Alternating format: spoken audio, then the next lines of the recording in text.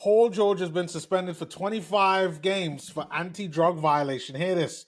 The NBA suspended Philadelphia 76ers forward Paul George for 25 games without pay after he took an improper medication during his mental health treatment, a first for offense under the league's anti-drug program covering substances like marijuana or cocaine.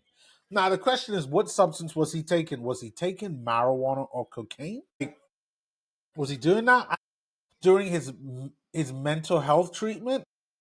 What type of drugs are they not allowed to take, like, for the stuff like that? I don't know, like, very vague here. It then goes on to say the 35-year-old who signed a $212 million deal last summer misses about a third of the regular season starting with Saturday's game against the Pelicans, forfeiting $11.7 million in salary. George took full responsibility in a statement to ESPN, apologizing to his team and fans, rightfully so, while committing to return stronger. Okay, I think that's fair. The Sixers at 26 and 21, the sixth in the East, now face a depth test without their steady number 2 scorer alongside Joel Embiid.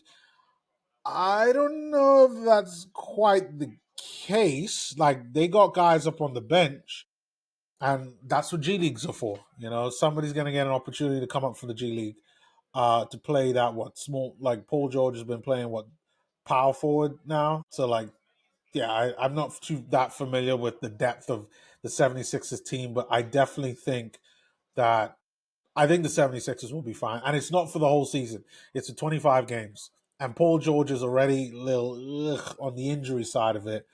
So, and the fact that he didn't get suspended for the whole season, or at least for like a full season starting from Saturday, just tells me that maybe it was a drug that was on the list for him not to take, but it wasn't like a blatant, like, hey, this drug is supposed to influence and to help him to play better, like how they do with like runners in the Olympics. So it might have been like a marijuana, it might have been like a cocaine that he might have taken, but I don't really see any details around that.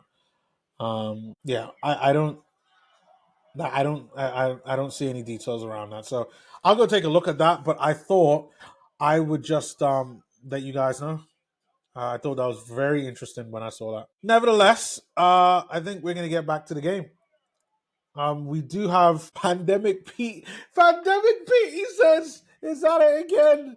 Oh man, like, listen, I don't know what drug it is, but like, boy, like, thing is, I heard he's been playing really well lately. Like, him and Joel Embiid have stayed like injury free for a while now. So like, this is kind of like this is big, you know, and it's actually just like it's not great. They're just load managing him. But to be fair, like in any other season where you would think like Paul George and his injury record, I could see him missing another 25 games while still playing pretty well. Like throughout the rest of the season. Would I want PG-13 on the Jazz?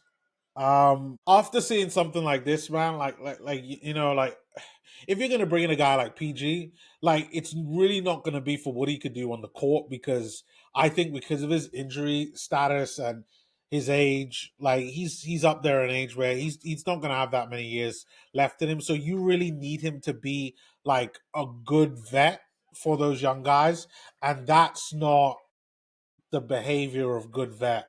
I don't know what the drug is. I don't know if it's marijuana or cocaine, but I think it's not. You know, like, you shouldn't be doing that. That's why they gave him the suspension.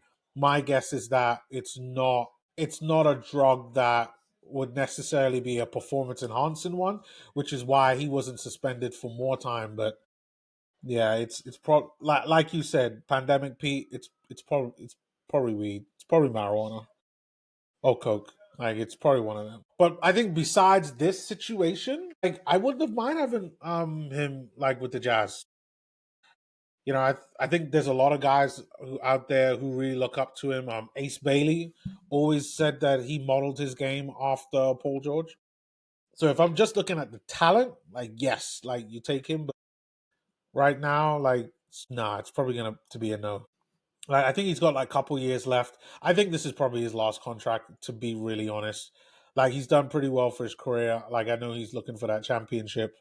And I think the Sixers have a legit chance in the East now with Joel Embiid. If you could get him playing, if you could just, if he could hold out and play 20, 25 minutes a game, maybe not playing back to backs, and that's the same thing with Paul George, then like maybe with, Jared McCain and VJ Edgecombe, and then was it with Kelly Oubre? Like they've got some guys. They got some guys, but